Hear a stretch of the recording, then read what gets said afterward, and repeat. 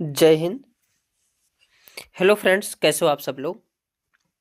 तो आज के सेशन में हम बात करने वाले हैं वाइगोत्स्की के सामाजिक सांस्कृतिक सिद्धांत के बारे में।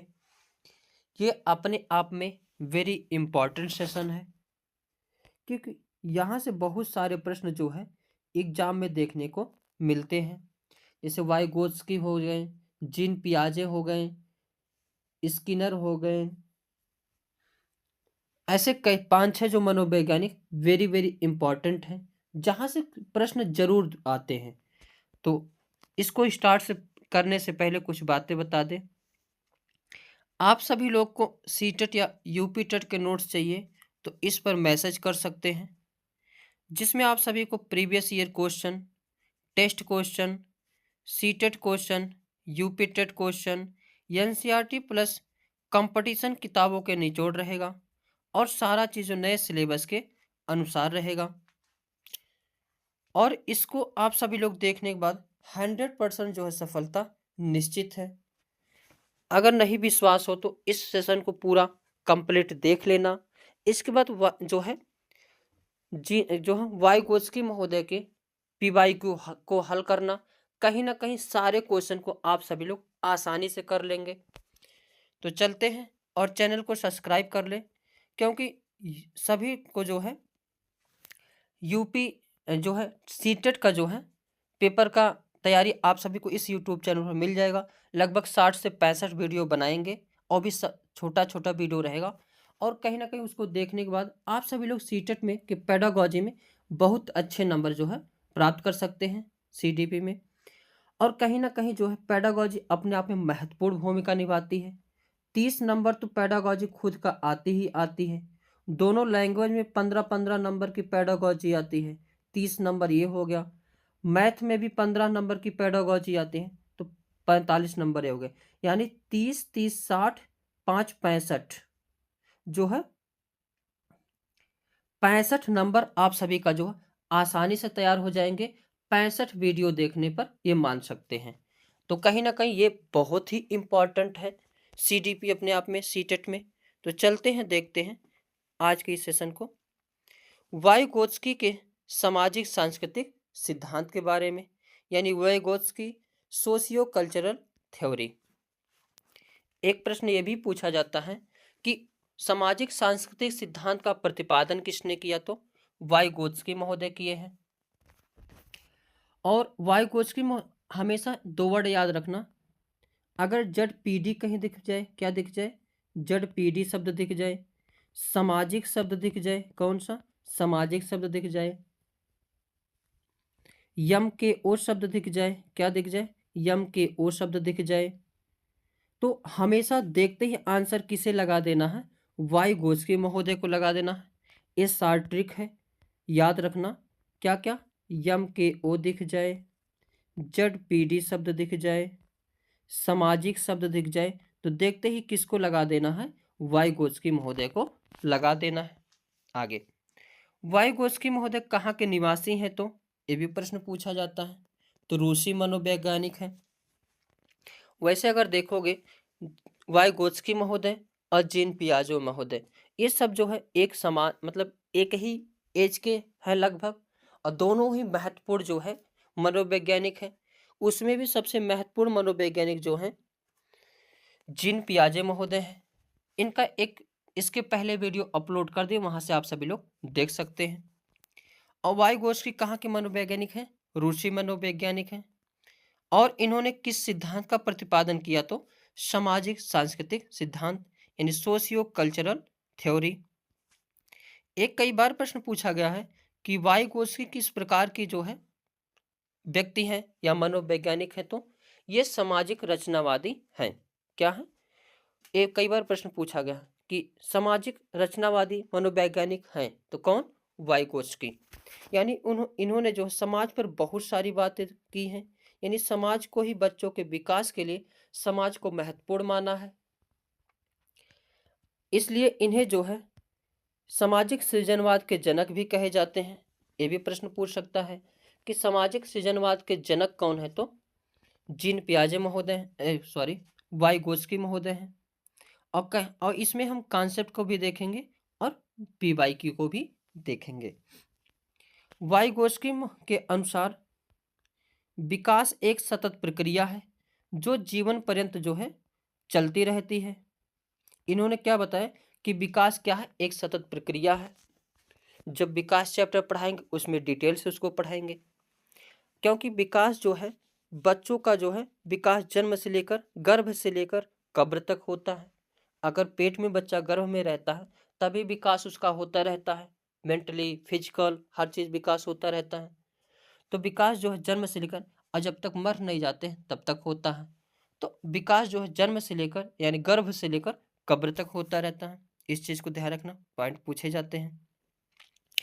आगे, बच्चों द्वारा ज्ञान का सृजन किया जाता है।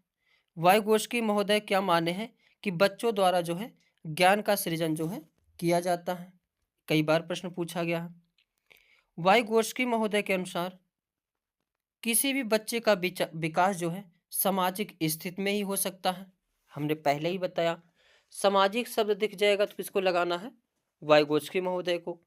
वाइगोस्की महोदय ने यह साफ साफ बताया कि बच्चों का विकास जो समाज में ही हो सकता है, यानी बच्चों के विकास जो है सामाजिक स्थिति में ही होगा। आगे देखते हैं। इन्होंने इस सिद्धांत के अनुसार अपने समाज और संस्कृति से अंतःक्रिया करके सीखते हैं। इन्होंने बताया कि बच्चे जो कुछ भी सीखते हैं अपने समाज से, अपनी संस्कृति से, जो है अपनी भाषा से, जो अंतःक्रिया करके सीखते हैं। वाइगोस्की महोदय जो है इसके 3 पहलू बताए हैं, वेरी वेरी इंपॉर्टेंट है। तीनों पहलू का नाम याद रखना, सोशल इंटरेक्शन, लैंग्वेज और कल्चर। यानी बच्चा हिंदूवादी कल्चर में रहता है तो बच्चे का विकास हिंदूवादी कल्चर से होगा। बच्चों का समाज हिंदी भाषी से है तो बच्चे का समाज हिंदी भाषी से होगा। बच्चे का लैंग्वेज हिंदी है तो हिंदी भाषा का विकास होगा। यानी जिस भी समाज में वह रहता है रहेगा, वहाँ की जो भाषा होगी, जो कल्चर होगा, बच्चे का विकास उसी प्रकार होगा। ये तीनों एक दूसरे से क्या करते हैं, अंतःक्रिया करके जो है सीखते हैं। नोट वेरी वेरी इंपॉर्टेंट लगाइए इसको। वाइगोस्की का मानना है कि भाषा के विकास सामाजिक अंतःक्रिया से ही संभव है। कैसे संभव है, सामाजिक अंतःक्रिया से ही होता है। इन्होंने यहाँ तक समाज को बताया है, समाज के बारे में बताया है कि बच्चों का अगर विकास हो रहा, किसी भी भाषा का विकास हो रहा तो सामाजिक अंतःक्रिया से ही होगा। जैसे कोई बालक अगर इंग्लैंड में है तो उसको अंग्रेजी फराटे रूप से बोल लेगा।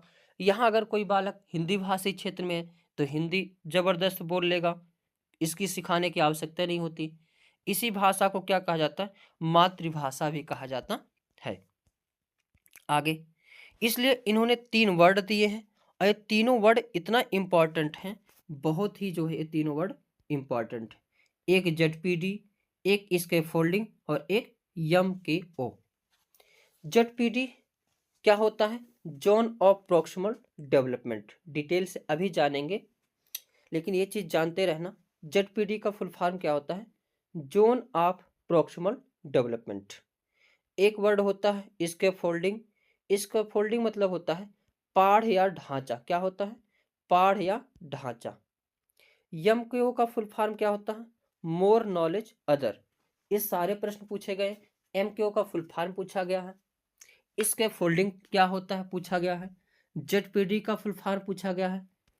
अब चलते हैं, देखते हैं जो है डिटेल से। उससे पहले एक बात बता दें, अगर कहीं शब्द दिख जाए ZPD, स्कैफोल्डिंग या MKO, तीनों में से कोई शब्द दिख जाए तो देखते ही किसको लगा देना है, वाइगोस्की महोदय को लगा देना है।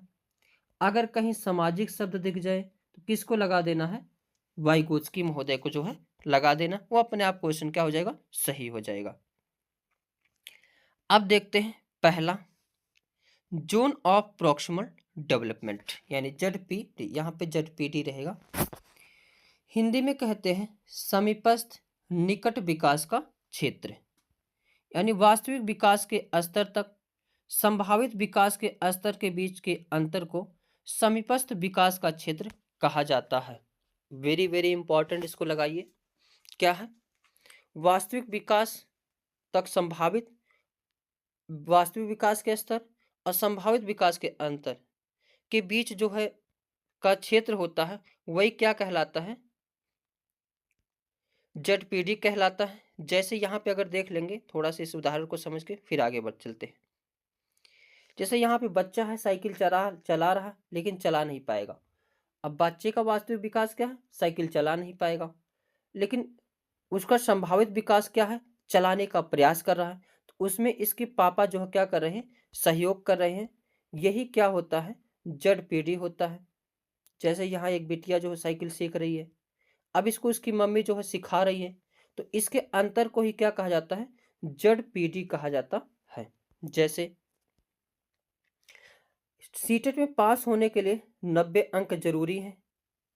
क्या है? 90 अंक जरूरी है। लेकिन जो बच्चों का जो है विश्वास है, बच्चे को जो आता नंबर है, मान लेता हूँ 90 तक नहीं जा पाएगा, कुछ उससे पहले जा पाएगा। लेकिन हमारे वीडियो देख करके या विजय सर के सहयोग से वह बच्चा 120 नंबर पा गया, यानी किसी के सपोर्ट से 120 नंबर पा गया। तो बीच का जो गैप है, यही क्या कहलाता है? ZPD कहलाता है। यानी उसका वास्तविक विकास कितना है? 90 नंबर से कम है। और किसी के सहयोग से, यानी विजय सर के सहयोग से जो है, या विजय एकेडमी के सहयोग से जो है, वह 120 नंबर पा गया। तो यही बीच का जो गैप है, यही क्या है? ZPD है। आगे दूसरा वर्ड देखते हैं, MKO। क्या है? MKO दूसरा वर्ड है, MKO। फुल फॉर्म क्या होता है? More knowledge other. वाइगोस्की महोदय ने बताया कि बच्चे को जो है MKO सिखा सकता है। अब इसको उदाहरण से देखते हैं। अगर कोई बच्चा छोटा सा है, वह चम्मच को नहीं पकड़ पाता है, खाना को नहीं खा पाता है, तो उसकी मम्मी उसको चम्मच जो पकड़वा के खिलाते हैं, बेटा ऐसे पकड़ के ऐसे खाया जाता है। तो कहीं ना कहीं इसकी मम्मी को आता है कि नहीं? तो मोर नॉलेज अदर मतलब यह होता है, जो भी सहयोग करेगा वह कहीं ना कहीं इससे ज़्यादा जानकार होगा, तभी वह क्या करेगा? सहयोग करेगा। MKO के अंदर टीचर आ सकता है, पेरेंट्स आ सकते हैं, फ्रेंड्स आ सकते हैं, यानी कोई भी हो सकता है। बट जो है क्या होना चाहिए? इससे ज़्यादा जानकारी होनी चाहिए।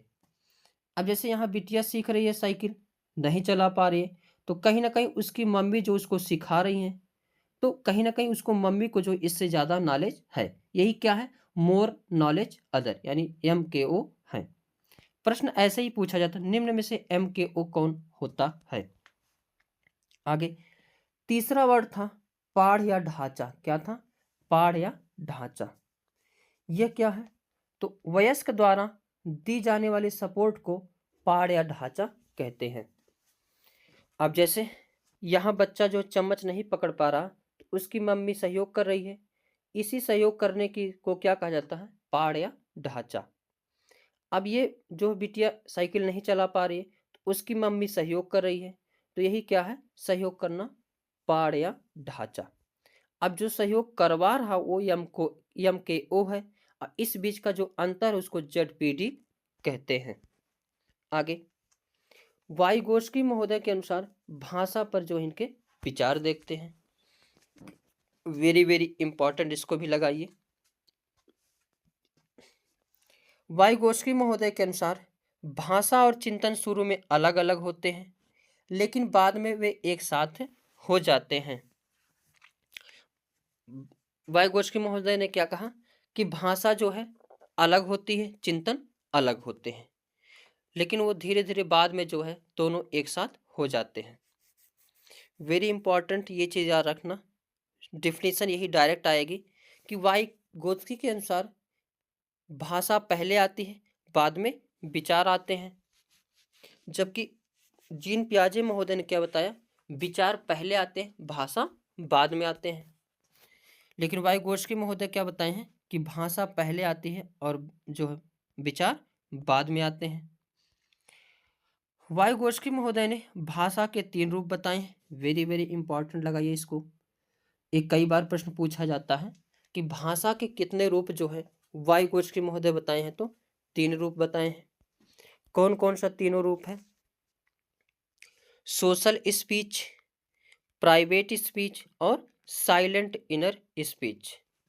सोशल स्पीच क्या होता है? यानी सामाजिक भाषा।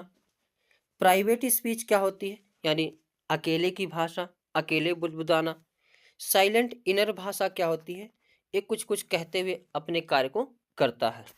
अब सोशल स्पीच क्या होता है? जो सामाजिक रूप वाली बातें हैं, यानी समाज में जो प्रचलित स्पीच है, भाषा है, वह क्या कहलाती है? सामाजिक भाषा कहलाती है। और कभी कभी बच्चे को देखेंगे, वह अकेले बुदबुदाते रहता है, कुछ ना कुछ बातें करते रहता, अकेले ऊट पटांग बोलता रहेगा, उंगली टेढ़ी मेढ़ी, पम्मी पापा, पानी दादी, पाई, बस, अड्डा, चल बैठ, ये बोलता रहता है। तो इस भाषा को कुछ क्या कहते हैं? प्राइवेट भाषा कहते हैं। और एक होती है साइलेंट इनर स्पीच। इसी के अंतर्गत एक प्रश्न पूछा जाता है कई बार कि एक लड़की जो कपड़ा तह करते हुए बुदबुदाती है, तो वह क्या करती है? तो प्राइवेट स्पीच है वो। क्यों? क्योंकि वो बोल करके अपने कपड़े को तह कर रही है, यानी सोच रही है कि कपड़े को ऐसे रखे या ऐसे रखे, कपड़े को यहाँ रख दे, ऐसे मोड़े, यहाँ पे रख दे, वहाँ रख दे। तो ये कौन सी भाषा होती है? प्राइवेट स्पीच होती है। एक है साइलेंट इनर स्पीच, यानी बच्चा जो है जब अकेले कुछ ना कुछ गुनगुनाता रहता है, मस्त रहता है। जैसे बच्चा ये गाड़ी चला रहा है, अब गाड़ी चलाते हुए कुछ ना कुछ ये बच्चा जो है बोलता रहता है, छुक छुक छुक चलती गाड़ी, छुक छुक छुक, तेज धक्का मारो, उधर से मारो, चल दोस्त खेलते हैं, गई गई गई गाड़ी गई। तो ये कौन सी भाषा होती है? साइलेंट इनर स्पीच होती है। कभी कभी बच्चे को देखेंगे सोए रहेगा और जो है हंसने लगेगा, रोने लगेगा, सोते हुए कुछ बोलने लगेगा। तो ये कौन सी भाषा होती है? Silent inner speech. अब देखते हैं जो है, किसको देखते हैं? पीवाईक्यू को देखते हैं। इससे पता लगेगा कि जो प्रश्न किस प्रकार से पूछे जाते हैं। प्रश्न है, भाषा के विकास में आंतरिक भाषा की अवधारणा किनके द्वारा आरंभ की गई? तो अभी देखे थे, private speech, social speech, silent inner speech. किसके अनुसार है? तो वाइगोत्स्की महोदय के अनुसार। इसका C option is the correct answer. Next प्रश्न पूछा गया है, निकटवर्ती विकास क्षेत्र संदर्भित करता है।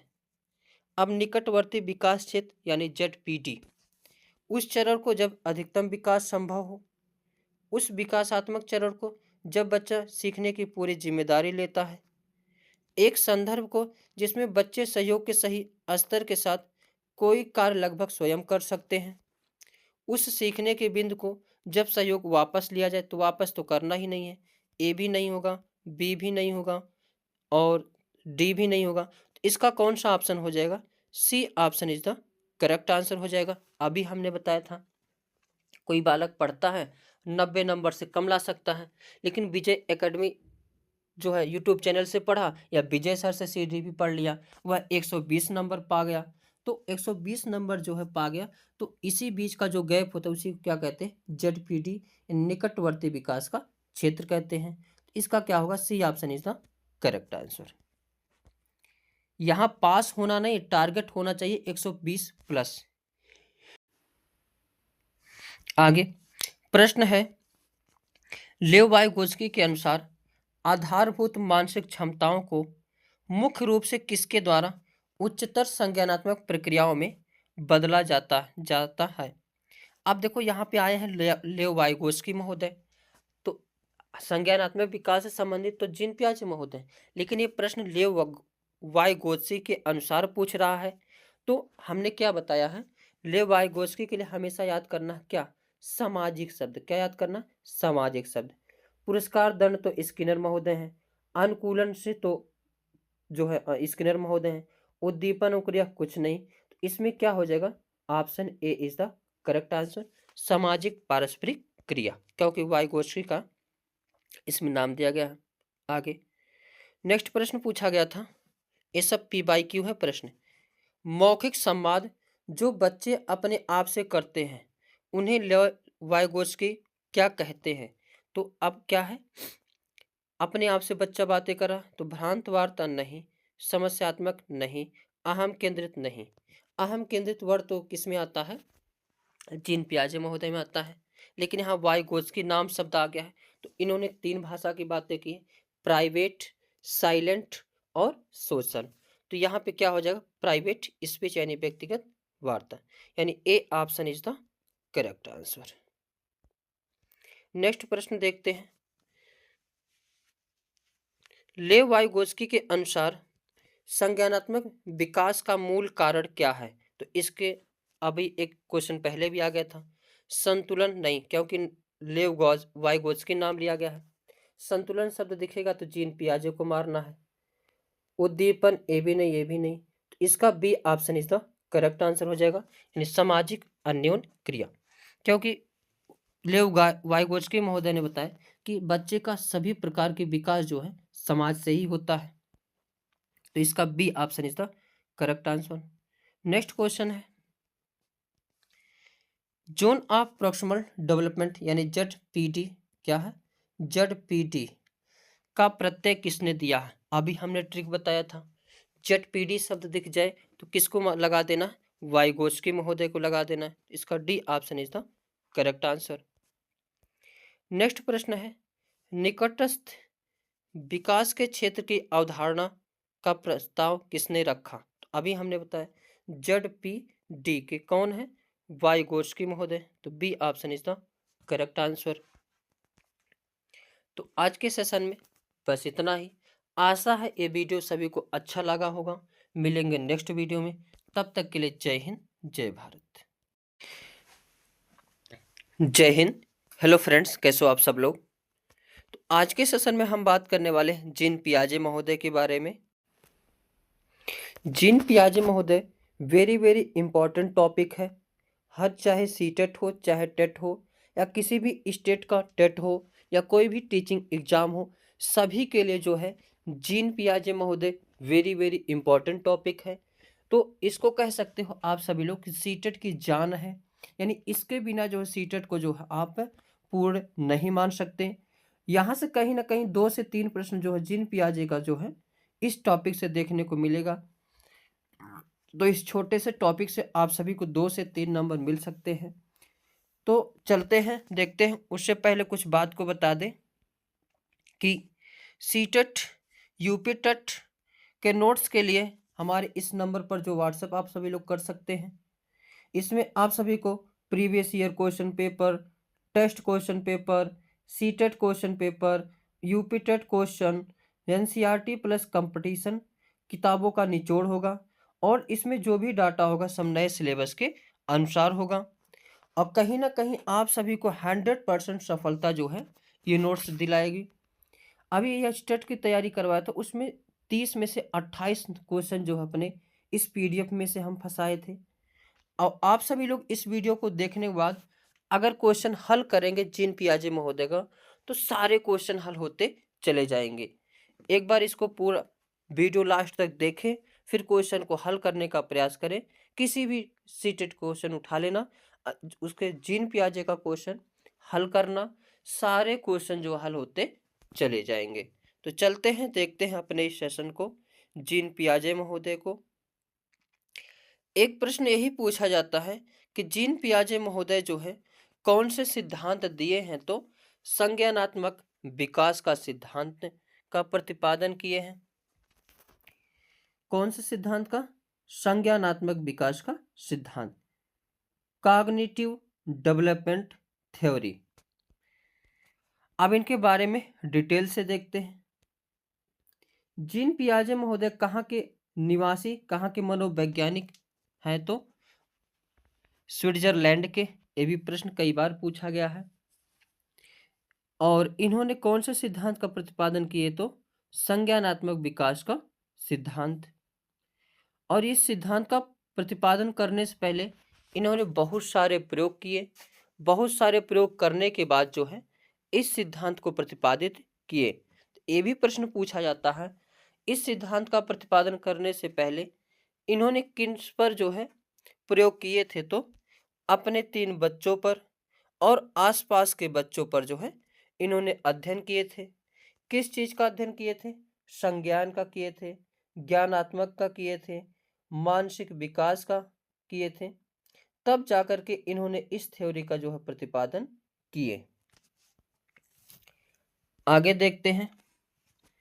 इस सिद्धांत को विकासात्मक सिद्धांत कहा जाता है या फिर अवस्था का सिद्धांत भी कहा जाता है। क्यों? क्योंकि बच्चे का इन्होंने अध्ययन किया, तो जिस प्रकार बच्चे के विकास होता गया उसी प्रकार उसका संज्ञानात्मक विकास होता गया। इसीलिए इसे क्या कहा जाता है? विकासात्मक कहा जाता है।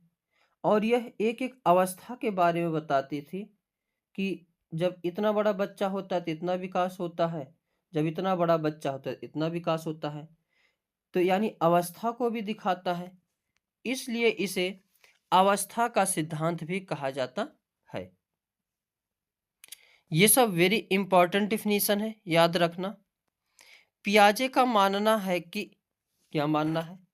जैसे जैसे बच्चों में जैविक परिपक्वता आती है वैसे वैसे वह वस्तुओं के बारे में अपने दिमाग में कॉन्सेप्ट बना लेते हैं।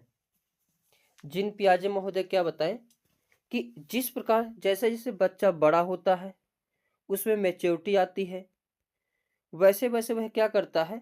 वस्तुओं की छाप जो अपने दिमाग में बनाता रहता है। जैसे कोई छोटा बालक है, वह हर चीज भूल जाएगा, उसको पता नहीं रहेगा, लेकिन थोड़ा और बड़ा होगा तो उस चीज को जानेगा, पहचानेगा। और बड़ा होगा उसके जैसी आकृति को पहचानने लगेगा, और बड़ा होगा तो उसके जैसे आकृति के बारे में प्रतिबिंब चित्र बनाने लगेगा, और बड़ा होगा तो उसके बारे में पूरा सूत्र फार्मूला हर चीज की जानकारी करने लगेगा। तो पियाजे ने यही बताया कि जैसे जैविक परिपक्वता आती है वह वस्तुओं के बारे में अपने दिमाग में कॉन्सेप्ट बना लेते हैं। एक कई बार पॉइंट पूछा गया है। आगे, पियाजे के अनुसार विकास पहले होता है फिर अधिगम होता है। इसको वेरी वेरी इंपॉर्टेंट लगाइए सभी लोग। कैसा? वेरी वेरी इंपॉर्टेंट लगाइए। ये इतनी बार जो है क्वेश्चन पूछा गया है कि पियाजे के अनुसार विकास पहले होता है या अधिगम। तो पियाजे के अनुसार जो है विकास पहले होता है फिर क्या होता है? अधिगम। इसको याद कैसे करेंगे? याद करने में कठिनाई होती है, तो इसको इस प्रकार याद करना कि जो है बच्चे जो है जीन पियाजे महोदय बच्चों के विकास से संबंधित अध्ययन किए, उसके बाद कॉन्सेप्ट के बारे में बताएं कि विकास जैसे जैसे होता जाता है कॉन्सेप्ट बनता जाता है। तो इसी के अनुसार कह सकते हो कि जीन पियाजे के अनुसार क्या होगा? पहले विकास होगा। जबकि यहीं अगर वाइगोत्स्की महोदय होते तो वो पहले बताए थे अधिगम होता है। इन दोनों में बराबर लड़ाई चलती रहती है। अब लड़ाई का मतलब एडुकेशन में, शिक्षा से, वार्तालाप से। आगे, जीन पियाजे महोदय एक परिभाषा दिए हैं, डिफिनीशन दिए हैं, जो कि वेरी वेरी इंपॉर्टेंट। इसको लगाइए, मोस्ट इंपॉर्टेंट ये डिफिनीशन है। क्या है? बच्चे सक्रिय ज्ञान निर्माता तथा नन्हे वैज्ञानिक हैं जो संसार के बारे में अपने सिद्धांतों की रचना करते हैं। बच्चे जो है पियाजे महोदय बच्चे को जो बहुत बड़ी शक्ति माने, हालांकि चाहे आरटी 2009 हो, चाहे एनसीएफ 2005 हो, चाहे या नीपी 2020 हो, सभी लोग जो है बच्चों को सर्वोपरि मानते हैं। और आप लोग ये सभी बात ध्यान रखना, जब भी एग्जाम देने जाना है हमेशा बच्चे के प्रति ही सोच के आंसर देना, तो आंसर गलत नहीं होगा।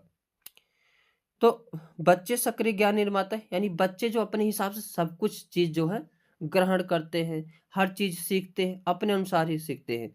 और इनके अंदर कोई ना कोई हमेशा गुण रहता है। जैसे वैज्ञानिक कुछ ना कुछ खोज करते रहते हैं, ऐसे ही बच्चे जो है नन्हे वैज्ञानिक होते हैं, कुछ ना कुछ खोज करते रहते हैं। अपने आसपास बच्चों को देखे होंगे, बच्चा कभी कभी ऐसे ऐसी भाषा बोल देता है, आप सभी लोग सोच के दंग रह जाएंगे, अरे इसके दिमाग में भाषा आया कहाँ से? ऐसी ऐसी बातें बोल देता है कि समझ में ही नहीं आता ये बातें कहाँ से बोल रहा है। ऐसा ऐसा चीज बना देता है, आप लोग सोच ही नहीं सकते अरे ये बनाया कैसे। तो जीन पियाजे का मानना जो है सही है। आगे, और ये बच्चे जो है संसार के बारे में अपने सिद्धांतों की रचना करते हैं। आगे, अब इसमें देखेंगे concept of cognitive development, very very important, इसको भी लगाइए, हर एक पॉइंट इसका वेरी इंपॉर्टेंट है। अगर पी बाई क्यू हल करेंगे तो समझ में आ जाएगा, सारे पॉइंट यहाँ से बहुत ज़्यादा प्रश्न पूछे गए हैं। अब कॉग्निटिव डेवलपमेंट जानने से पहले कुछ वर्ड को जान लेते हैं। पहला वर्ड क्या है? अनुकूलन, यानी अडॉप्टेशन। अनुकूलन क्या होता है? ये कई बार पूछा गया है, सबको बहुत कंफ्यूजन होती है। तो वातावरण के अनुसार अपने आप को ढालना अनुकूलन कहलाता है। इसकी दो प्रक्रिया होती है। क्या है? वातावरण के साथ अपने आप को ढाल लेना क्या कहलाती है? अनुकूलन। जैसे आप सभी लोग कहीं स्कूल में गए, अब टीचर है मारने वाला, गुस्सैल है, अब बच्चे भी वैसे ही पुराने वाले हैं, लेकिन अपने आप को उसमें ढाल नहीं पा रहे हो। तो अगर उसमें उस वातावरण के साथ अपने आप को उसी प्रकार बना लो, गुस्सैल जैसा, बच्चों के समान जैसा, तो वहां पे क्या हो जाएगा? यही क्या है? अनुकूलन होता है। जैसे कोई बच्चा छोटा सा होता है, उसके पास टेडी बियर रहता है, तो वह जान नहीं पाता ये है क्या, तो वह अपने मन में विचार बना लेता है कि चलो ये कोई बात नहीं, ये ऐसे खिलौना है, ये ऐसे पड़ा रहता है। आगे, दूसरा एक वर्ड आता है आत्मसातकरण। क्या है? आत्मसातकरण। ये चीज को ध्यान रखना।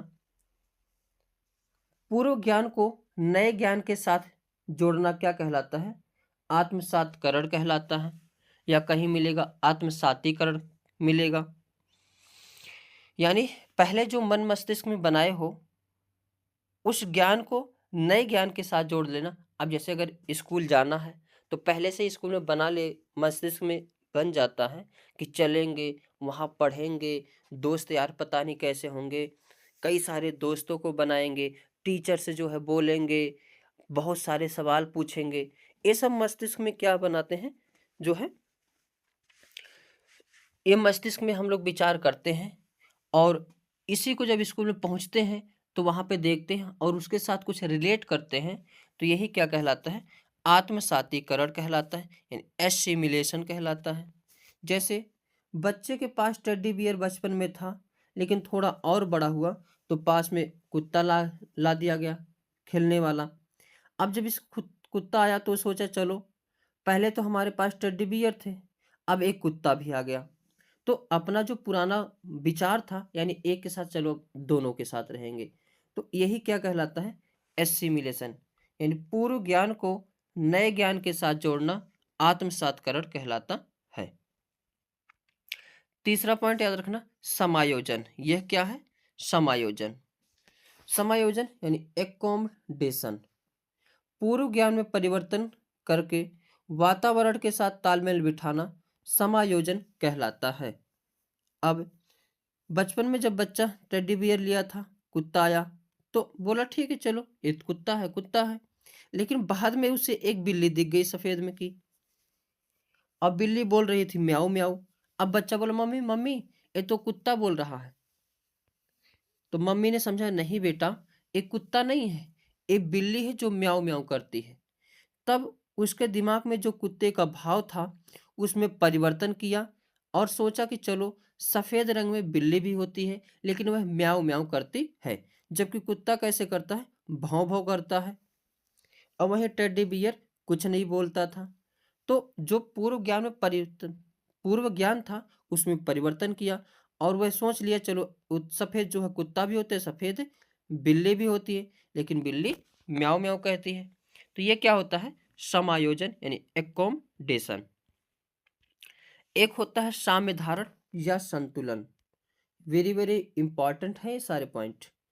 एंड इक्विलिब्रेशन, इसके द्वारा बच्चा आत्मसातीकरण और समायोजन की प्रक्रियाओं के बीच संतुलन कायम करता है।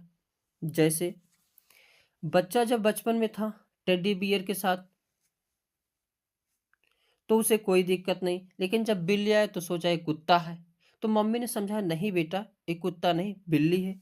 तो वह मन में विचार बनाया होगा चलो सफेद बिल्ली भी होती है, और उसमें जो वो बिल्ली लेकिन म्याऊ म्याऊ करती है। तो यही क्या है? संतुलन बनाना है कि ऐसे ही बिल्ली भी हो सकती है। तो इसके द्वारा बच्चा आत्मसातीकरण और समायोजन की प्रक्रियाओं के बीच संतुलन कायम करता है। आगे एक वर्ड है स्कीम्स। क्या है? स्कीम्स। स्कीम्स क्या होता है? अनुभव या व्यवहार को संगठित करने की ज्ञानात्मक संरचना है। वेरी वेरी, ये जैसे मैं डिफिनीशन लिखा हूं, इस डिफिनीशन को आपको सभी को डिट्टो याद रखना है। स्कीम्स क्या है? अनुभव या व्यवहार को संगठित करने की ज्ञानात्मक संरचना है। जैसे बच्चा था, अब बच्चा जो है रास्ते में पापा के साथ खेल जा रहा था, तो देखा, पापा ने कहा बेटा वो देखो पक्षी उड़ रही है। क्या है? पक्षी उड़ रही है। तो बच्चा जो है सोचा, अच्छा इस रंग का पक्षी होती है, इसके पंख है, ये उड़ती है। तो अनुभव या व्यवहार को संगठित करने की ज्ञानात्मक संरचना क्या कहलाती है? स्कीम्स कहलाती है। यानी वह बच्चा देखा पक्षी को, पंख था, उड़ रहा था, तो वह मन में बना लिया कि पक्षी जो उड़ती रहती है और पंख जो है रहता है। एक वर्ड है स्कीमा। क्या है? स्कीमा। स्कीमा क्या होता है? तो मानव के दिमाग में जो चीज पहले से होती है वह उनका प्रयोग करके किसी विषय के प्रति एक धारणा बनाता है, तो इसे स्कीमा कहते हैं। जैसे अभी बच्चा घूमने जब जा रहा था, तो पापा ने देखा, बताया बेटा ये पक्षी है, और उसका नाम बताया कि कौवा है, क्योंकि उससे पहले बच्चा एक पतंग देखा देखा था उड़ते हुए। तो बच्चा बोला, पापा पापा वो देखो कितनी दूर पक्षी उड़ रही है। तो पापा ने कहा, नहीं बेटा वो पतंग है, पक्षी नहीं है। अब वो उसमें कंफ्यूजन में था। अब यहाँ आया तो देखा कौवा भी काली है और कोयल भी काली है। तो बोला, पापा पापा वो देखो कौवा। तो पापा ने समझा, नहीं बेटा, हर काली चीज कौवा नहीं होती। यानी पहले से दिमाग में बैठाया था कौवा का, लेकिन वह कौवा नहीं है। तो पापा ने बताया, बेटा काला चीज कोयल भी हो सकती है। तो फिर बाद में देख लिया कबूतर, तो बोला पापा ये क्या है? तो बोले पापा ये कबूतर है। तो जो चीज पहले से उसके दिमाग में थी, उसके किसी के विषय में धारणा बनाता है, इसे ही क्या कहते हैं? स्कीमा कहते हैं। यानी बच्चा जो है यहाँ पे मान लिया काला कोयल भी होते हैं, काला कौवा भी होता है, और ऐसे रंग का क्या होती है? कबूतर होती है। स्कीमा समझ में आ गए होगा। आगे एक जीन पियाजे की पुस्तक को याद रखना। जीन पियाजे की पुस्तक का नाम क्या है? बाल विकास की भाषा। वेरी वेरी इंपॉर्टेंट, कई बार ये प्रश्न पूछा गया है कि जीन पियाजे महोदय की भाषा क्या है? बाल विकास की भाषा। अब आगे देखते हैं, जीन पियाजे के अनुसार संज्ञानात्मक विकास की अवस्थाएं कितनी अवस्था है? 4 अवस्था है।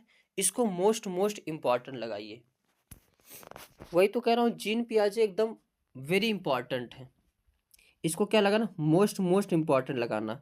हर एक पॉइंट यहाँ का आप सभी को क्या करना है? ध्यान रखना है। पियाजे के अनुसार संज्ञानात्मक विकास की कितनी अवस्थाएं होती हैं? तो 4 अवस्था होती हैं। इस चीज को ध्यान रखना। पहली अवस्था क्या होती है? संवेदी पेशी अवस्था होती है, यानी सेंसरी मोटर स्टेज। दूसरी कौन सी होती है? पूर्व संक्रियात्मक अवस्था होती है, जो 2 से 7 वर्ष तक के बालकों में पाई जाती हैं, यानी प्री ऑपरेशनल स्टेज। तीसरी होती है मूर्त संक्रियात्मक अवस्था, यानी कॉन्क्रीट ऑपरेशनल स्टेज, जो 7 से 11 वर्ष तक होती हैं। और चौथी होती है औपचारिक संक्रियात्मक अवस्था, जो कि 11 से 15 वर्ष तक के बालकों में पाई जाती हैं, यानी फॉर्मल ऑपरेशनल स्टेज। अब एक एक के बारे में डिटेल से देखते हुए चलेंगे। पहली क्या है? संवेदी पेशी अवस्था, यानी अगर बच्चा बालक जो है 0 से 2 वर्ष तक का है, तो वह बच्चा का इस अवस्था में है संवेदी पेशी अवस्था। इस अवस्था में बच्चा अपनी ज्ञानेंद्रियों के माध्यम से सीखता है। अब 5 ज्ञानेंद्रिय होती हैं, ये सभी को पता होगा। कौन कौन सी 5 ज्ञानेंद्रियां होती हैं? तो आँख, कान, नाक, जीभ और त्वचा। तो कितनी ज्ञानेंद्रियां होती हैं? 5। इस स्टेज में बच्चा इसी पांचों द्वारा ही सीखता है। अब देखते हैं, और इसमें एक पॉइंट ध्यान रखना, वेरी वेरी इंपॉर्टेंट है। जब बच्चा संवेदी पेशी अवस्था में होता है तो इसमें वस्तु अस्थायित्व का गुण आ जाता है। कई बार प्रश्न पूछा गया है कि वस्तु अस्थायित्व का गुण किस स्टेज के बच्चों में पाया जाता है, तो पहले ही स्टेज के बच्चों में पाया जाता है।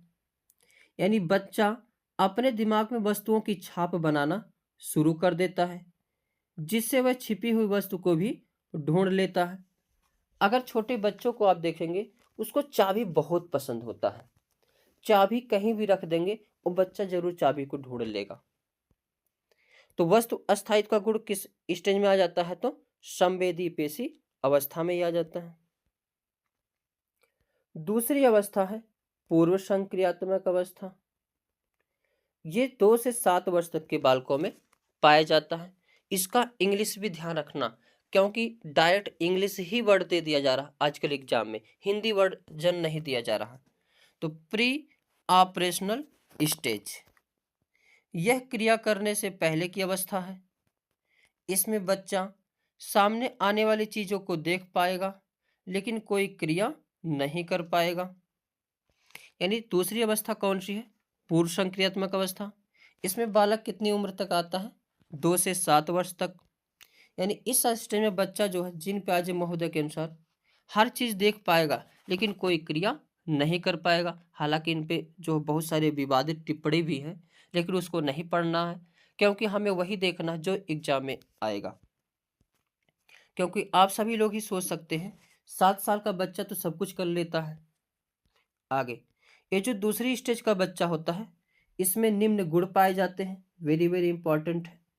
पहला क्या है, जीववाद का गुण पाया जाता है, यानी एनिमिज्म का गुण पाया जाता है। अब जीववाद क्या होता है, तो जब बच्चा सजीव और निर्जीव वस्तुओं में अंतर नहीं कर पाता है, उसे जीववाद कहा जाता है।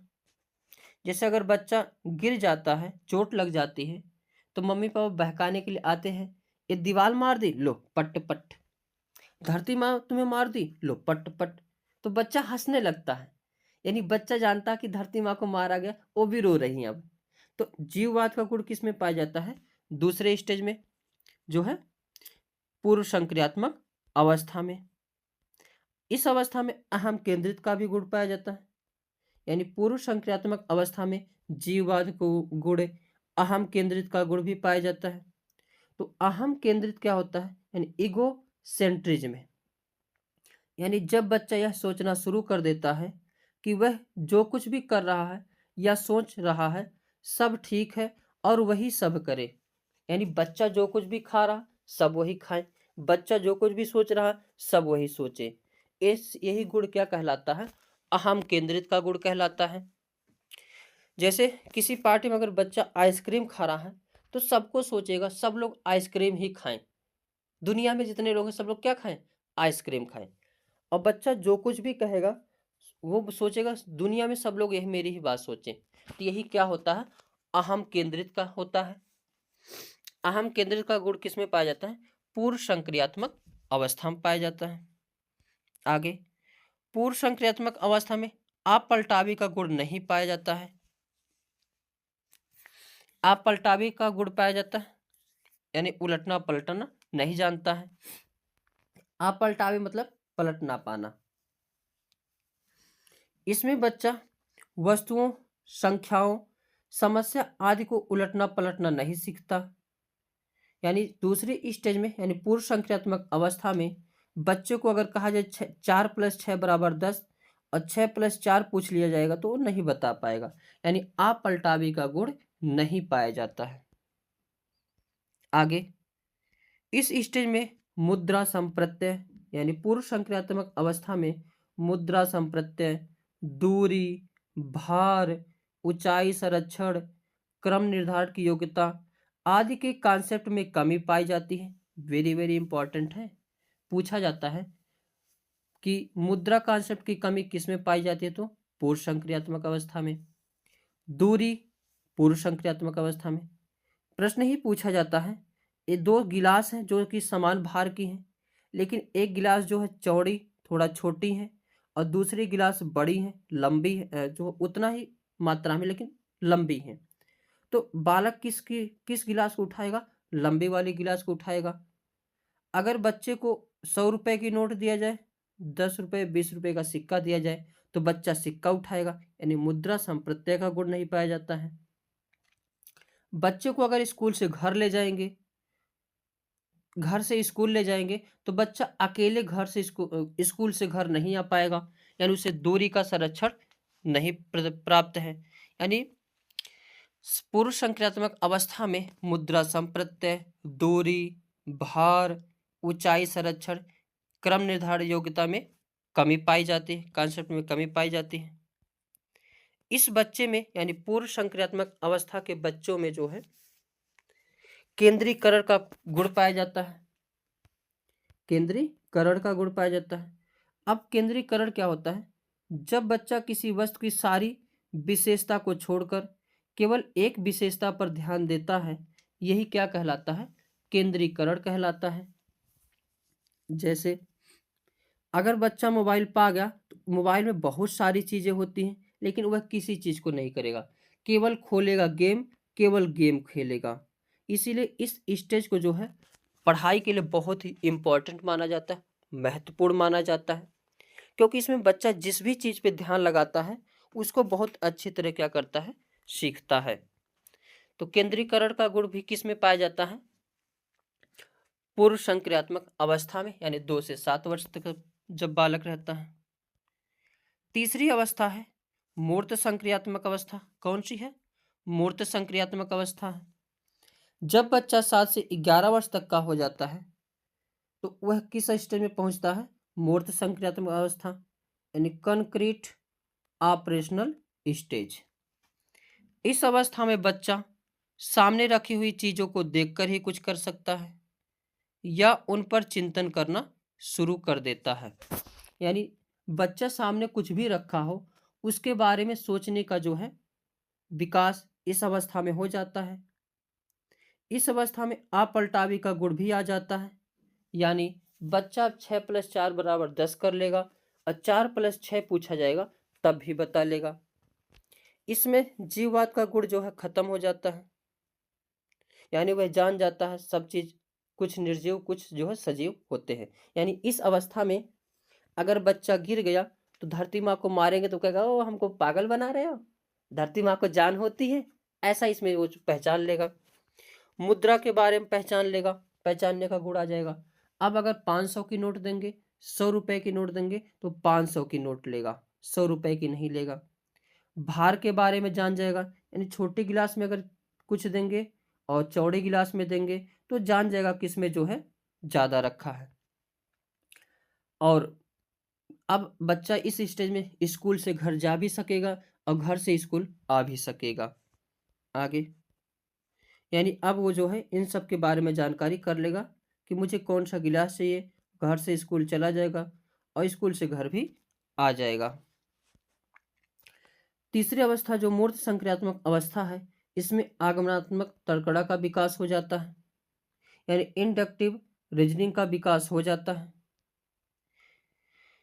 इसका मतलब यह होता है कि सामने रखी हुई चीज़ों के बारे में वह उस पर डिस्कस कर सकता है, विचार कर सकता है, सोच सकता है। जैसे सामने अगर आम रखा है तो उसके बारे में बता देगा, यह हरा होता है कच्चे होने पर, पक्का होने पर लाल हो जाता है और पक्का होने पर पीला हो जाता है, खाने पर मस्त लगता है। यानी सामने रखी हुई चीज़ों पर विचार कर लेना, ये क्या होता है? आगमनात्मक तर्कड़ा होता है, जो कि मूर्त संक्रियात्मक अवस्था में इसका जो है आ जाता है गुण। पेड़ जरूरी है या नहीं हमारे लिए, इन सब के बारे में सोच लेगा। चौथी अवस्था और अंतिम अवस्था है औपचारिक संक्रियात्मक अवस्था। यह 11 से 15 वर्ष तक के बालकों में पाई जाती है। फॉर्मल ऑपरेशनल स्टेज, इंग्लिश भी याद रखना, चौथी है क्या? Formal operational stage. यह संज्ञान की सर्वोच्च अवस्था है। इसमें बच्चा अमूर्त चिंतन करने लगता है, यानी इसमें बच्चा जो है जो कुछ भी नहीं देखेगा उसके बारे में भी सोच लेगा। अब इसमें बच्चा सोच सकता है कि जो हमारे आने वाले साथी होंगे वो कैसे होंगे, अच्छे होंगे, सुंदर होंगे, उनके बाल बड़े होंगे, आँख, नयन मछली की तरह होगी। तो यानी जो चीज़ वो नहीं देख पाएगा, उसके बारे में बच्चा सोच लेगा। अब अगर आम नहीं देखेगा, फिर भी सोच लेगा कि इसमें मिठास होती है, मस्त होता है, अंदर पीले रंग का गुद्दा होता है, या हमारी लाइफ में क्या करना है, इस सभी के बारे में वो जान लेगा। और इसमें निगमनात्मक तर्कड़ा का विकास हो जाता है। यानी निगमनात्मक तर्कड़ा क्या होती है, वह जो है जिसमें बच्चा नियमों के ऊपर तर्क करने लगता है। यानी जो कुछ भी नहीं जानेगा उसके ऊपर भी वह विचार करेगा, तर्क करेगा। यही क्या होता है, निगमनात्मक तर्कड़ा होता है। जैसे बच्चा ये सोच सकता है कि पेड़ जरूरी है या नहीं। वह सोचेगा पेड़ से हमें ऑक्सीजन मिलती है, जिससे हमें उसे ऑक्सीजन से हम अंदर ग्रहण करते हैं, ऑक्सीजन को सांस लेते हैं, जिससे हम जी सकते हैं। और भी बहुत सारी सोच सकता है। यानी जो कुछ भी वो नहीं देखेगा उसके बारे में वो क्या कर सकता है, सोच सकता है। आगे अब देखते हैं कुछ क्वेश्चन को। PYQ है ये सब। प्रश्न है, कोई प्रश्न 5 साल की लड़की एक शर्त को तय करते हुए अपने आप से बात करती है। लड़की द्वारा प्रदर्शित व्यवहार के संदर्भ में निम्नलिखित में से कौन सा कथन सही है। अब ये थोड़ा सा हार्ड क्वेश्चन आ गया है। तो जीन पियाजे और लाइब्वाल्स्की इसकी व्याख्या बच्चों के विचारों की अहम केंद्रित प्रकृति के रूप में करेंगे। बी ऑप्शन है। जीन पियाजे इसे अहम केंद्रित कहेंगे और लेवाइगोत्स्की इसकी व्याख्या बच्चे के द्वारा निजी भाषा से अपनी क्रियाओं को नियमित करने की प्रयासों के रूप में करेगा। तो यही बी जो है क्या है, सही है। एक बार बार क्वेश्चन पूछा गया है कि लड़की तह करते हुए आप सभी लोग भी कपड़ा जब तह करते हो तो कुछ ना कुछ बोलते रहते हो, गुनगुनाते रहते हो। तो ये क्या है, जीन पियाजे के अनुसार वह कौन सी भाषा प्रयोग करता है, अहम केंद्रित का। और लेव वाइगोत्स्की के अनुसार निजी भाषा यानी प्राइवेट लैंग्वेज का। आगे नेक्स्ट प्रश्न है, जीन पियाजे द्वारा परिभाषित वह अवस्था जहां संज्ञानात्मक विकास बालक की इंद्रियों के प्रयोग से तथा बाहरी दुनिया का पता लगाने के प्रयासों से होता है। अभी हमने बताया इंद्रियों से कौन सा होता है, ज्ञानेंद्रिय अवस्था यानी सेंसरी मोटर स्किल। इसका A option is the correct answer हो जाएगा। नेक्स्ट प्रश्न है, जीन पियाजे के सिद्धांत का प्रमुख प्रस्ताव है कि, क्या प्रस्ताव है, वेरी वेरी इंपॉर्टेंट, इसको लगाइए। बच्चों की सोच वयस्कों से बेहतर होती है। नहीं। बच्चों की सोच मात्रात्मक रूप से वयस्कों से भिन्न होती है। नहीं। बच्चों की सोच वयस्कों से भिन्न होती है। नहीं। क्या है ये डेफिनेशन, वेरी वेरी इंपॉर्टेंट लगाइए इस प्रश्न को। कई बार प्रश्न पूछा गया है कि बच्चों के सोच गुणात्मक रूप से वयस्कों से क्या होती है, भिन्न होती है। तो इसका C option is the correct answer. Next प्रश्न है, पियाजे के अनुसार संज्ञानात्मक विकास की तृतीय अवस्था निम्न में से कौन सी है। अब तृतीय अवस्था पूछा है। औपचारिक अवस्था तो चौथी होती है, पूर्व संक्रियात्मक अवस्था तो दूसरी अवस्था है, संवेदनात्मक अवस्था तो पहली अवस्था है। तो तीसरी कौन सी है, मूर्त संक्रियात्मक अवस्था, यानी C option is the correct answer. Next प्रश्न पूछा गया है, जीन पियाजे की संज्ञानात्मक विकास की अवस्थाओं के अनुसार जिसे पूर्व प्रत्यात्मक काल के रूप में जाना जाता है, निम्न में से किस संबंध है। तो पूर्व प्रत्यात्मक काल इंद्रिय से नहीं, मूर्त संक्रियात्मक से नहीं, औपचारिक से नहीं। तो इसका C option is the correct answer हो जाएगा, यानी पूर्व संक्रियात्मक अवस्था से। तो आज के सेशन में हमने कॉन्सेप्ट को देखा, PYQ को देखा। इससे पता लग गया होगा कि क्वेश्चन किस प्रकार से बनते हैं। अब इस सेशन को देखने के बाद आप सभी लोग क्वेश्चन को हल कर सकते हैं। जीन पियाजे सारे क्वेश्चन आसानी से जो है हल होते चले जाएंगे। तो आज के लिए बस इतना ही, मिलेंगे नेक्स्ट वीडियो में। तब तक के लिए जय हिंद, जय भारत। जय हिंद। हेलो फ्रेंड्स, कैसे हो आप सब लोग। तो आज के सेशन में हम बात करेंगे स्टैंडिंग टीचिंग लर्निंग, और ये session very very very important है। यहाँ से जो है सीटेट में प्रश्न जो है जरूर देखने को मिलते हैं। सब लोग जीन पियाजे, वाइगोत्स्की और इन सभी को लगातार पढ़ते हैं, और कहीं ना कहीं कुछ ऐसे ऐसे टॉपिक हैं जिनको सब लोग छोड़ देते हैं, और कहीं ना कहीं यहाँ से जो है बहुत ही सारे प्रश्न जो है पूछे जाते हैं। तो चलते हैं, स्टार्ट करते हैं, देखते हैं अधिगम क्या होता है, अधिगम कैसे होता है, अधिगम अधिगम क्या है, इनके बारे में पूरा डिटेल से जानेंगे। और एक कहीं ना कहीं जो है सीटेट के लिए जो है वेरी इंपॉर्टेंट सेशन होगा। चाहे सीटेट हो, चाहे टेट हो, या किसी भी स्टेट का जो है टेट हो, या कोई भी टीचिंग एग्जाम हो, सभी के लिए ये वेरी वेरी इंपॉर्टेंट सेशन है, यानी लर्निंग, यानी ये अधिगम। अब ये सबसे वेरी वेरी इंपॉर्टेंट इस परिभाषा को लगाइए, क्योंकि ये परिभाषा इतना इंपॉर्टेंट है, कोई ऐसा एग्जाम हो ही नहीं सकता सीटेट या टीचिंग का जिसमें ये पॉइंट ना पूछा जाए। अधिगम होता क्या है? तो सिंपल सी बात है, ये कई बार प्रश्न पूछा गया, अधिगम होता क्या है। तो अधिगम जो है अनुभव द्वारा व्यवहार में अपेक्षाकृत अस्थायी परिवर्तन जो है अधिगम कहलाता है। इस चीज को ध्यान देना, अधिगम तभी कहलाएगा जब अस्थायी परिवर्तन हो।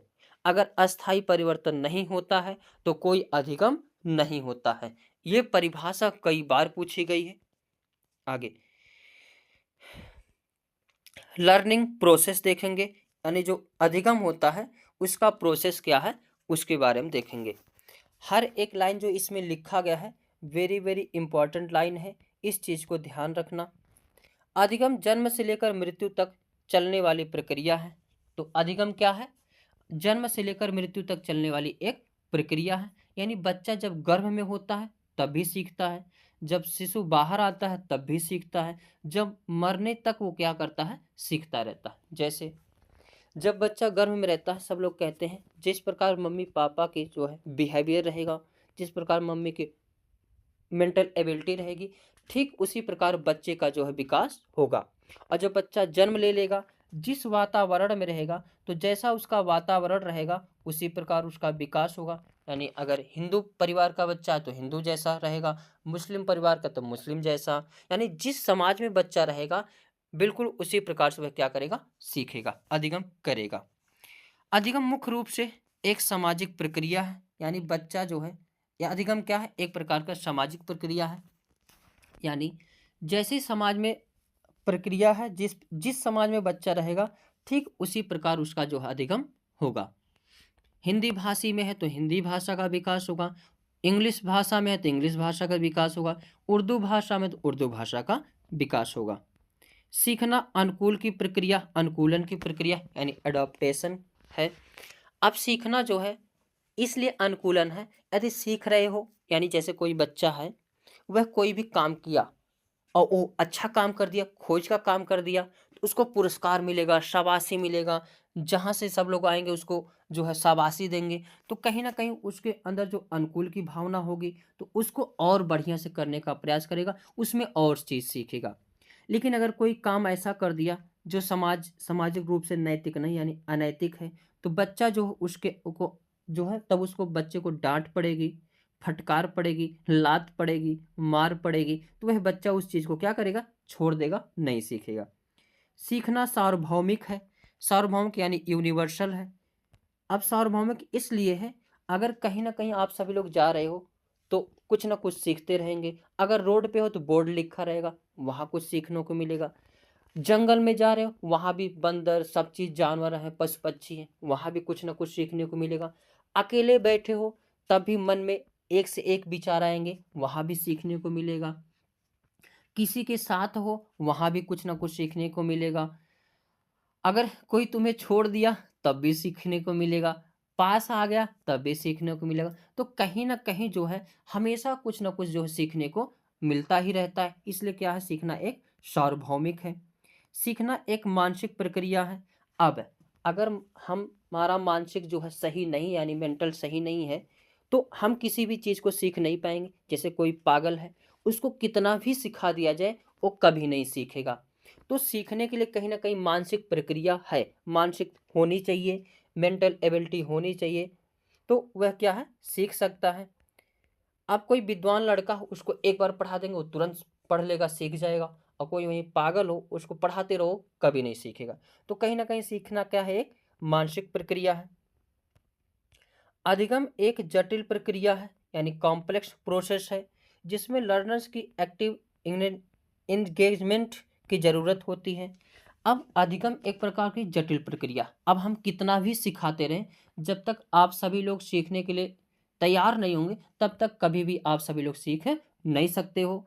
हम भले कितना भी पढ़ाएं, यही आएगा, यही क्वेश्चन आएगा, यही प्रश्न में आएगा, पढ़ लो बेटा पढ़ लो, इसको याद कर लो, आप लोग कभी याद नहीं करोगे जब तक जो है अपने अंदर से तैयार नहीं होगे। हाँ, ये क्वेश्चन पूछे जाते हैं, और शंका हो तो जाके PYQ हल कर लो, अधिगम चैप्टर खोल लो, सारे पॉइंट हर एक डिट्टो पॉइंट मिलेंगे।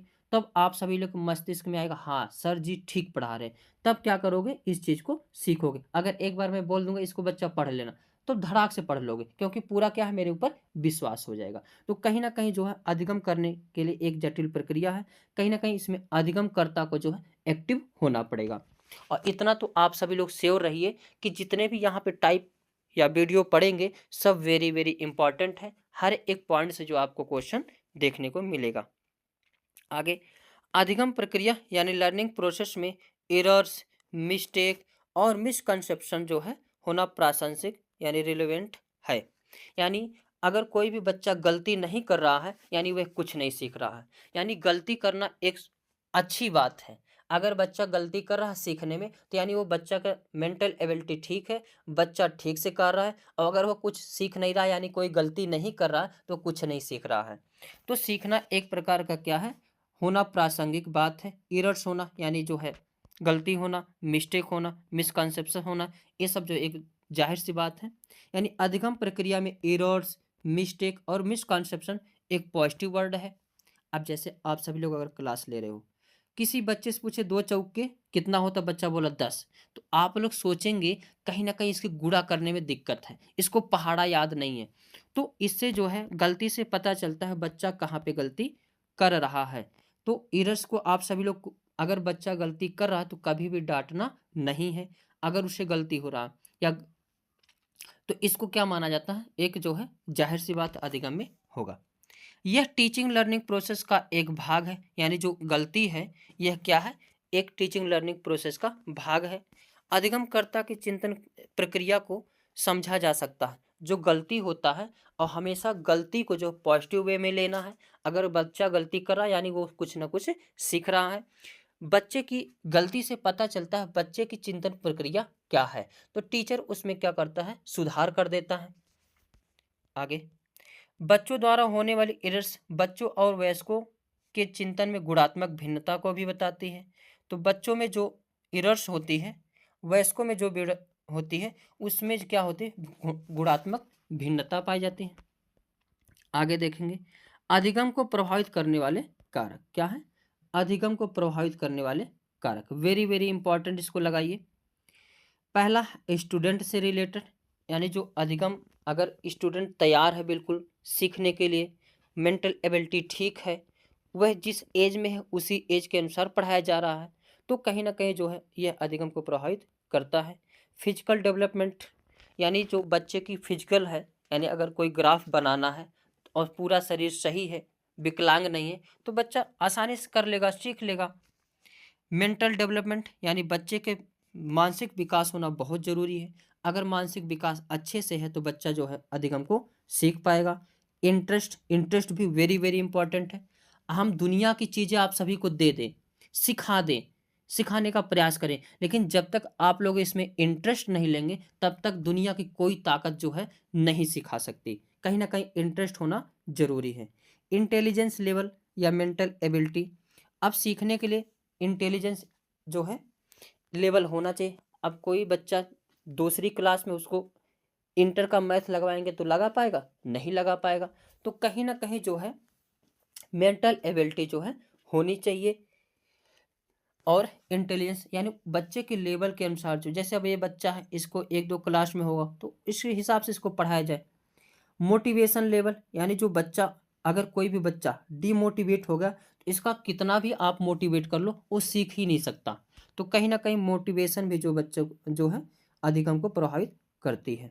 इमोशन, बच्चों की इमोशन क्या है, क्रोध वाली है, गुस्सा वाली, प्रेम वाली, प्यार वाली, कौन सी है? तो इमोशन भी जो अधिक हमको प्रभावित करती है।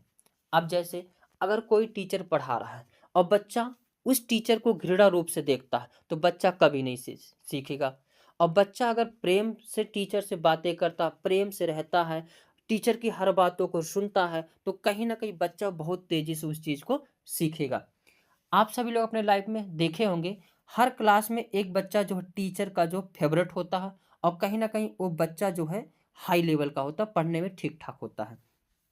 आगे, पॉजिटिव इमोशंस, यानी टीचर के प्रति जैसा भाव बच्चा रखेगा उसी प्रकार सीखेगा।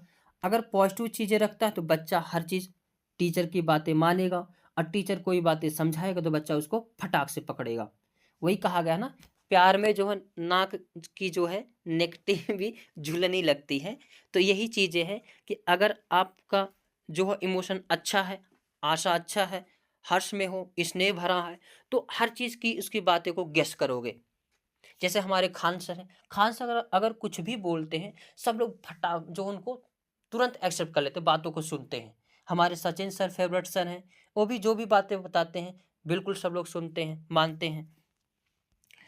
निगेटिव मीन्स, जो अगर कहीं ना कहीं बच्चा जो है किसी टीचर के प्रति निगेटिव भाव रखता है, यानी गलत सोच रखता है, तो वह कभी भी जो है, जैसे निगेटिव भाव में डर हो गया, चिंता हो गया, बोरियत हो गया, अब हम क्लास को ले रहे हैं, डर का भाव है आपके अंदर तो कभी नहीं सीख पाओगे। चिंता है, चिंता का भाव विकसित होगा, कभी नहीं सीख पाओगे। बोरियत लग रहा है किसी के क्लास में तो उस क्लास को कभी नहीं सीख पाओगे। कहीं ना कहीं ये भी अधिक हमको प्रभावित करता है। मैच्योरिटी, यानी बच्चे जो है कहीं ना कहीं मैच्योरिटी होनी चाहिए।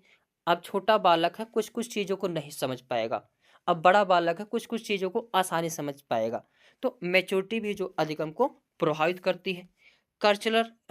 जो सांस्कृतिक संदर्भ, यानी जो संस्कृति है, जैसे हिंदू भाषा, अगर हिंदू बालक है तो उसको मुस्लिम की शिक्षा दी जाए तो थोड़ा सा उसको अटपट लगेगा, वो उसको ग्रहण नहीं कर पाएगा। अगर वही मुस्लिम बालक हो उसको हिंदू वाला दिया जाए तो उसको नहीं ग्रहण कर पाएगा। तो कहीं ना कहीं सांस्कृतिक संदर्भ भी जो उसको क्या करता है, अधिक हमको प्रभावित करता है।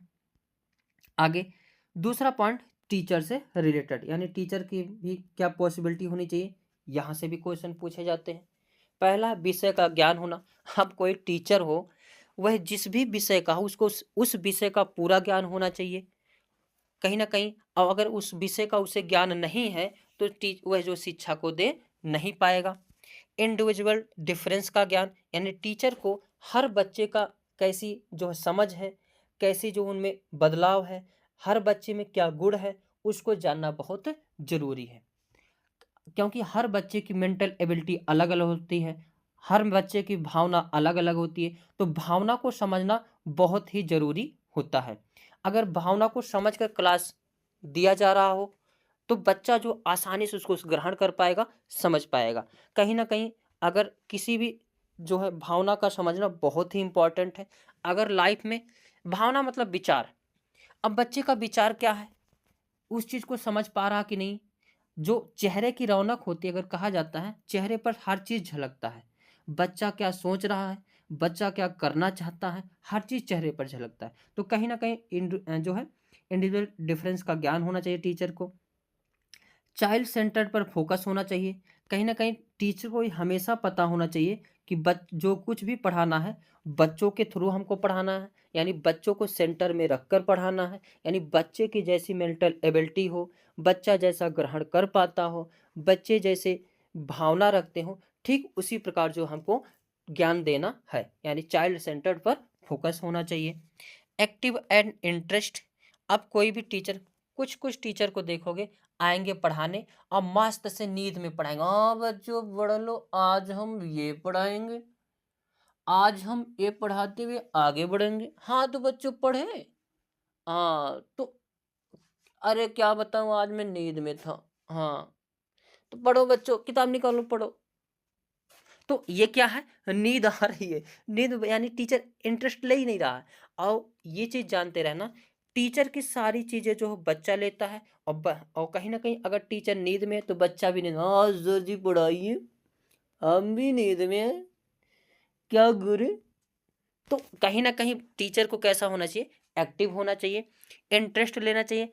अब कोई टीचर बिना इंटरेस्ट के पढ़ा रहा, हाँ बच्चों पढ़ लो, 2 दूना 4 होता है, 4 दूनी 8 होता है, तो बच्चा भी कहेगा हाँ गुरुजी 4 होता है, हाँ गुरुजी 8 होता है। तो अगर टीचर इंटरेस्ट नहीं लेके पढ़ा रहा तो बच्चा भी उस चीज को नहीं सीखेगा।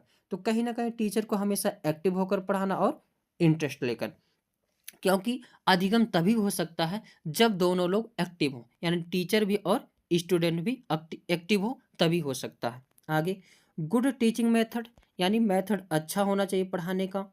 ये नहीं कि बस आओ ए सर जी, ए बच्चों पढ़ो, आज क्या पढ़ना है, हम कल कहाँ पढ़ाए थे, पढ़ो निकालो किताब। तो कहीं ना कहीं जो मेथड है ना वो अच्छे से होना चाहिए। हाँ मेरे प्यारे बच्चों, आज हम ये चीज़ पढ़ने वाले हैं, इसको बुक को निकालो, जो हमने कल बताया था उससे रिलेट करो, फिर आगे पढ़ाएंगे। तो ऐसा मेथड होना चाहिए, यानी गुड टीचिंग मेथड्स होना चाहिए, यानी टीचर को जो पता होना चाहिए कि किस मेथड का प्रयोग करें जिससे बच्चे आसानी से सीख सके।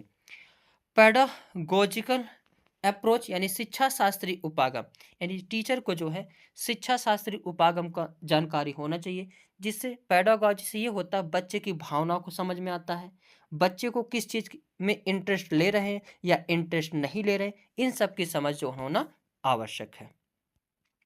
तीसरा है इन्वायरमेंट से संबंधित, यानी इन्वायरमेंट जो भी बहुत प्रभावित करती है अधिगम को। स्कूल का इन्वायरमेंट, अब ये तो बहुत ही महत्वपूर्ण है कि स्कूल का इन्वायरमेंट, अब जहाँ बच्चा है, अगर बगल में स्कूल के बगल में शोर वाला एरिया हो तो बच्चा कभी नहीं सीख पाएगा, इंटरेस्ट ले ही नहीं पाएगा। तो जो स्कूल हो ऐसा होना चाहिए कि मेन रोड से थोड़ा सा दूर हो, या फैक्ट्री से दूर हो, या शोर वाली जो है जो जगह हो उससे क्या हो, दूर हो। अब स्कूल का एनवायरनमेंट सही रहेगा तो बच्चा सही रूप से सीखेगा, और स्कूल का एनवायरनमेंट गड़बड़ रहेगा तो बच्चा जो है सही रूप से नहीं सीख पाएगा। और जो क्लास का एनवायरनमेंट होता वो भी बहुत प्रभावित करता है। अब क्लास का एनवायरनमेंट अगर सहयोगात्मक है, यानी एक दूसरे का सहयोग करते हुए बच्चे सीख रहा है, शिक्षण कार्य हो रहा है, एक दूसरे का मदद कर रहे हैं सवाल लगाने में, बोलने में और समझने में, तो कहीं ना कहीं जो सहयोगात्मक का भाव होना ये भी अधिगम को प्रभावित करता है। सकारात्मक होना, यानी अगर क्लास का एनवायरनमेंट जो है सकारात्मक नहीं है यानी नकारात्मक, तो बच्चा कभी नहीं सीख पाएगा।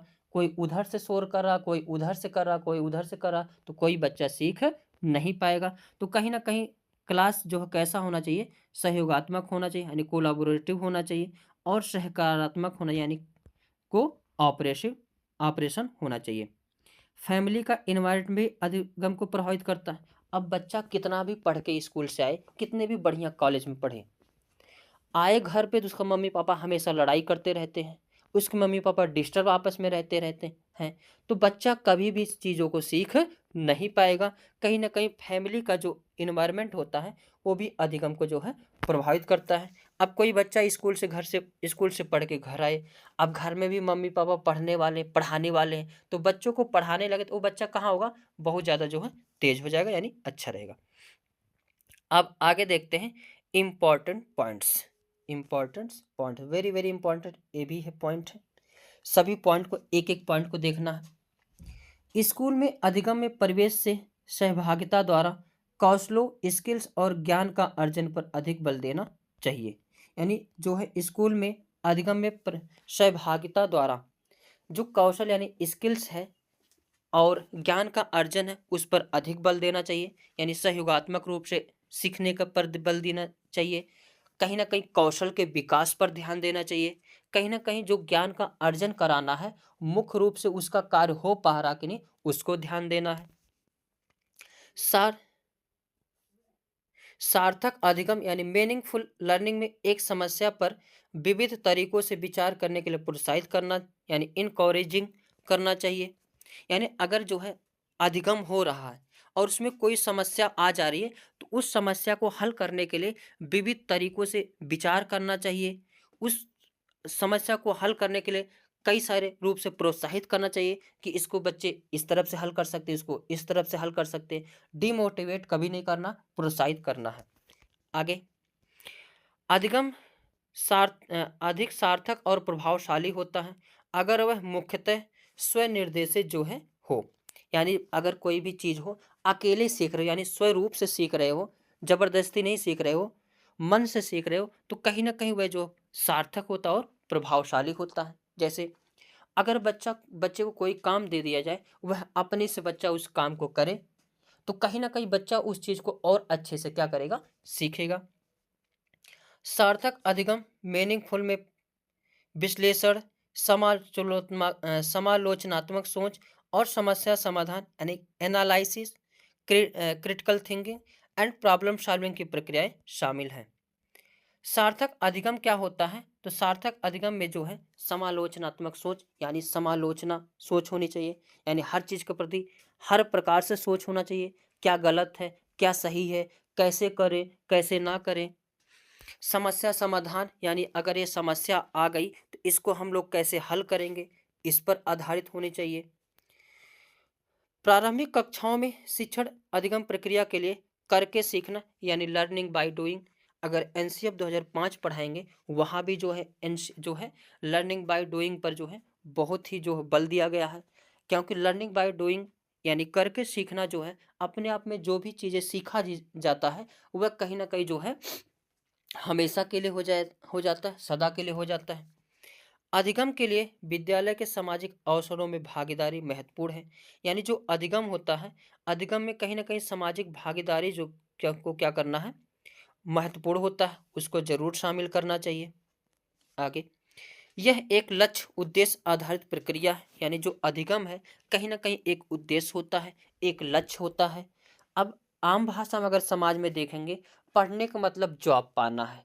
हालांकि पढ़ने का मतलब केवल जॉब नहीं होना चाहिए, पढ़ाई से मतलब ये हो जाता है कहीं ना कहीं समाज में रहना, सामाजिक चीज़ों को करना, ये सब चीज़ें जो है समझ में आ जाता है। पढ़ना का मतलब केवल जो है नौकरी नहीं होना चाहिए, लेकिन जो कोई ना कोई लक्ष्य या उद्देश्य होना चाहिए। अनलर्निंग भी एक लर्निंग का एक पार्ट है। अगर कुछ नहीं सीख रहे हो फिर भी सीखने का पार्ट है, हमेशा कुछ ना कुछ सीखते रहोगे। आगे देखते हैं, अधिगम वक्र वेरी वेरी इंपॉर्टेंट लगा ये इसमें।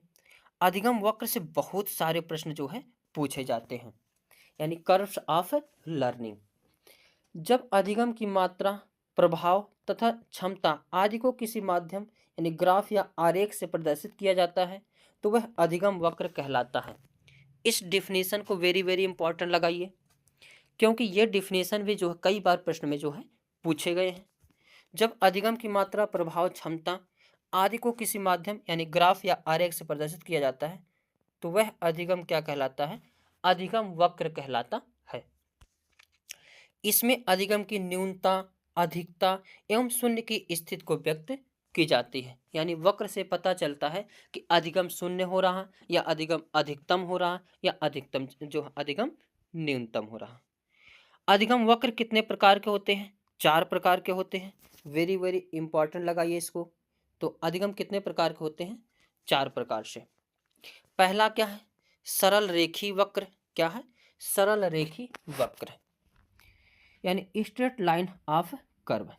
इसमें सीखने की गति एक समान होती है, यानी सीखने की गति और अभ्यास, और ये एक सीधी रेखा है तो इसमें क्या होता है, सीखने की गति जो है एक समान होती है। यानी कोई भी बालक जिस क्लास में बढ़ रहा उस हिसाब से वो चीज़ों को सीख रहा है, तो यह क्या होते हैं? सरल रेखी वक्र होता है। एक होता है उन्नतोदर वक्र, यानी एलिवेशन कर्व्स। इसमें सीखने की गति शुरू में तेज होती है और उच्चतम बिंदु पर पहुंचने के बाद सीखने की गति धीमी होना शुरू हो जाती है। यह क्या होता है? उन्नतोदर वक्र। यानी ऐसे अधिगम जब एक बार बहुत उच्च तक जाते हैं फिर उसके बाद डाउन हो जाते हैं। जैसे कभी कभी आप अपने दोस्तों को देखेंगे, कुछ दोस्त ऐसे होते हैं जो शुरू में पढ़ने में बहुत तेज थे, लेकिन कुछ दिन बाद जो है उनको ऐसी हवा लगी कि उनका जो अधिगम वक्र डाउन हो गया। तो ये वाला अधिगम वक्र क्या कहलाता है? उन्नतोदर वक्र कहलाता है। एक होता है नतोदर वक्र। क्या है? नतोदर वक्र, यानी कॉन्क्रेव लर्निंग कर्व। इसमें शुरू में सीखने की गति धीमी हो जाती है, लेकिन धीरे धीरे सीखने की गति तेज होना शुरू होती है और वह उच्चतम स्तर की ओर बढ़ती है। नतोदर अधिगम वक्र में क्या होता है? जैसे कोई बालक है, पहले वह बहुत कम पढ़ने लिखने में था, यानी 1-2 क्लास में वो बहुत कम जानता था, पढ़ ही नहीं पाता था। लेकिन उसका विकास धीरे धीरे जो है उसके विकास अधिगम में तिरुपना आई, यानी उसके विकास में जो वृद्धि होती चली गई।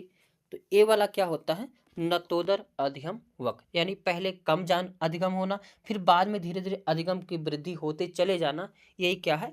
नतोदर अधिगम वक्र है। एक होता है मिश्रित अधिगम पठार। मिश्रित अधिगम वक्र, ये क्या होता है? तो इसमें शुरू में अधिगम तेज या धीमी हो और अंत में भी अधिगम तेज या धीमी हो, दोनों तरह से हो सकती है। यह क्या कहलाती है? मिश्रित अधिगम वक्र, यानी कभी तेज हो, कभी धीमी हो, कभी तेज कभी धीमी, यानी दोनों प्रकार के जो है वक्र पाए जाते हैं, उन्नतोदर और नतोदर। तो इसी को क्या कहा जाता है? मिश्रित अधिगम वक्र। आगे देखेंगे अधिगम पठार। क्या देखेंगे? अधिगम पठार, वेरी वेरी इंपॉर्टेंट ये भी है। Learning plateau. तो अधिगम पठार हमें इसमें जो है सीखने की गति रुक जाती है, यानी उसमें ना तो उन्नत होती है और ना ही अवनत होती है। अधिगम का पठार में अधिगम की गति क्या होती है? 0 होती है, यानी जब कोई बालक पहले सीख रहा था फिर उसी पर रुक गया, ना वो कम सीख रहा ना वो ज़्यादा सीख रहा, तो इसी को क्या कहा जाता है? अधिगम पठार कहा जाता है। यानी इसमें इसमें जो है सीखने की गति क्या है? शून्य है, ना माइनस है ना प्लस है, तो ये क्या कहलाता है? अधिगम पठार। आगे देखते हैं अधिगम स्थानांतरण, वेरी वेरी इंपॉर्टेंट ये भी पॉइंट है, यानी ट्रांसफर ऑफ लर्निंग। जब कोई एक सीखा हुआ कौशल या काम दूसरे सीखने के कौशल या काम को प्रभावित करता है, तो उसे सीखने का स्थानांतरण कहते हैं। जैसे साइकिल चला रहे थे, बाइक चलाने लगे, तो कहीं ना कहीं उससे फायदा मिलेगा साइकिल चलाने में, बाइक चलाने में। तो यानी एक चीज को करने के बाद दूसरे चीज में फायदा हो या नुकसान, यानी प्रभावित करे, अब वो पॉजिटिव रूप से करे या निगेटिव रूप से करे, तो उसी को क्या कहा जाता है? अधिगम स्थानांतरण कहा जाता है। आगे देखेंगे स्थानांतरण के प्रकार, यानी टाइप्स ऑफ लर्निंग। 2 प्रकार से होता है, एक धनात्मक होता है, 3 प्रकार से होता है, एक धनात्मक, एक ऋणात्मक और एक शून्य स्थानांतरण। धनात्मक स्थानांतरण, इसमें क्या होता है? जब एक चीज सीखने के बाद दूसरे चीज सीखने पर फायदा करे, यानी उससे फायदा मिले, जैसे तो वहां पर क्या होगा? धनात्मक स्थानांतरण होता है। जैसे अगर हम हिंदी को पढ़ के हिंदी हमें अच्छी तरह आती है, तो कहीं ना कहीं संस्कृत पढ़ने में जो हमको बेनिफिट मिलेगा, फायदा मिलेगा, तो यहाँ पर क्या होगा? धनात्मक स्थानांतरण होगा। दूसरा है ऋणात्मक स्थानांतरण, यानी निगेटिव ट्रांसफर ऑफ लर्निंग, यानी जब जो है एक चीज़ सीखने के बाद दूसरा चीज़ सीखने में कोई फायदा ना हो बल्कि नुकसान हो, तो वहाँ पर क्या होता है? ऋणात्मक स्थानांतरण होता है। जैसे अगर हम पेडागोजी को पढ़ रहे हैं और बाद में इंग्लिश को पढ़ते हैं, किसको? इंग्लिश को पढ़ते हैं, क्या कोई फायदा होगा? कोई फायदा नहीं होगा, बल्कि क्या होगा? नुकसान होगा। तो यहाँ पर क्या होगा? जो है ऋणात्मक स्थानांतरण होगा। एक होता है शून्य स्थानांतरण, यानी ऐसा स्थानांतरण जिसमें एक चीज दूसरी चीज को प्रभावित ना करे, तो यहाँ पर क्या होता है? शून्य स्थानांतरण होता है। जैसे अगर हम साइकिल चला रहे हैं और ट्रक चलाने लगे, तो इसमें ना कोई फायदा होगा ना कोई हानि होगी। तो साइकिल चलाते हुए या ट्रक चलाते हुए इसमें एक दूसरे का कोई रिलेशन नहीं है, तो ना इसमें फायदा होगा ना ही हानि होगी, तो यह क्या होगा? शून्य स्थानांतरण कहलाता है। तो आज के सेशन में बस इतना ही। अधिगम के बारे में हम सारे चीज को कवर किए, अधिगम पठार, अधिगम वक्र, अधिगम से संबंधित टीचर के उद्देश्य, अधिगम में प्रभावित करने वाले बालक की रुचियां, अधिगम क्या है, ये सभी हर एक पॉइंट जो है वेरी वेरी वेरी इंपॉर्टेंट है। हर एक लाइन को ध्यान रखना है। कहीं ना कहीं एग्जाम से जो है यहाँ से क्वेश्चन एग्जाम में करीब 5 से 6 प्रश्न देखने को मिलेंगे। 2 से 3 प्रश्न तो पेडागोजी से मिलेंगे, 2 से 3 प्रश्न हर लैंग्वेज मिलेंगे। तो कहीं ना कहीं 5-6 प्रश्न से भी ज़्यादा जो आप सभी को इसमें पॉइंट मिल सकते हैं। तो आज के इस सेशन में बस इतना ही। मिलेंगे नेक्स्ट वीडियो, तब तक के लिए जय हिंद, जय भारत।